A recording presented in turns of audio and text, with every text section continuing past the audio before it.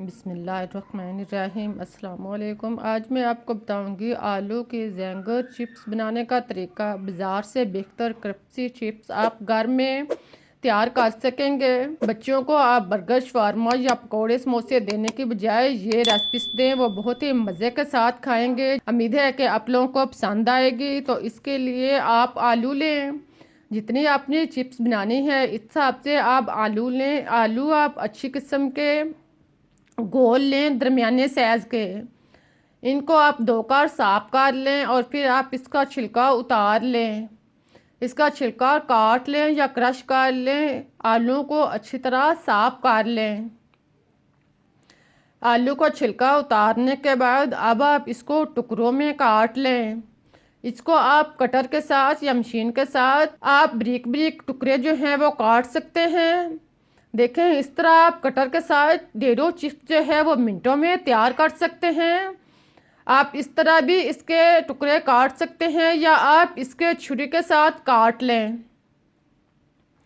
आप छुरी के साथ भी आसानी के साथ बारीक टुकड़े जो हैं वो काट सकते हैं। जिस तरह आपको पसंद हो आप इसके टुकड़े काट कर इसे तैयार कर लें। सारे आलुओं के टुकड़े काट लें। इनको काटने के बाद अब आप इनको धोकर साफ कर लें। इनको आप पानी में डालें, इसको हाथ के साथ मिसल कर साफ करें और फिर आप 2 से 3 दफ़ा इसका पानी चेंज करें।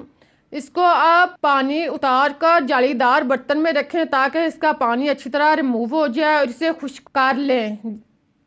आलू को आप खुश्क करने के लिए एक साइड पर रख दें। अब आप 1.5 कप मैदा लें, इसको छान कर साफ कर लें।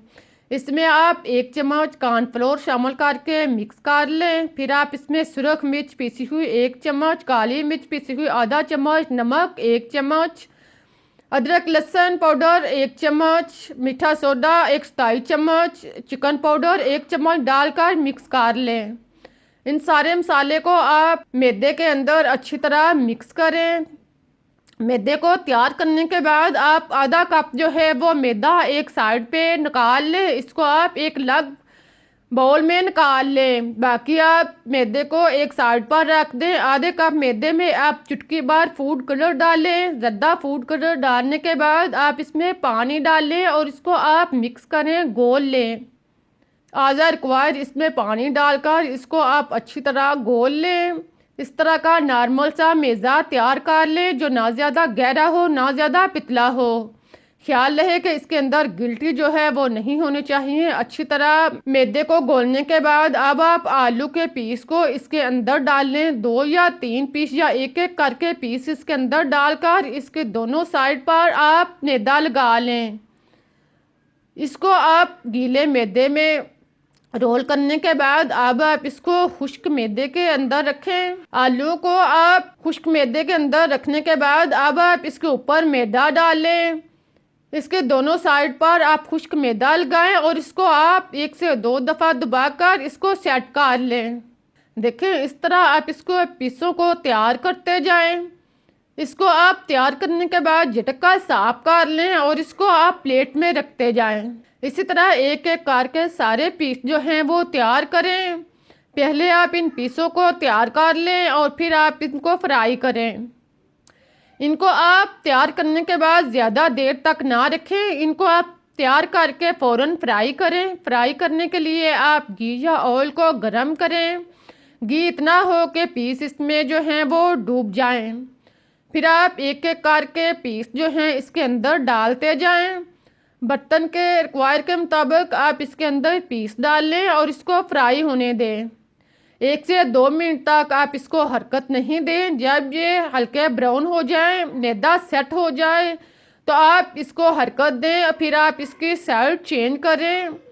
एक साइड से जब ब्राउन हो जाए तो आप इनकी साइड चेंज करें और दूसरी साइड से भी आप इनको ब्राउन करें।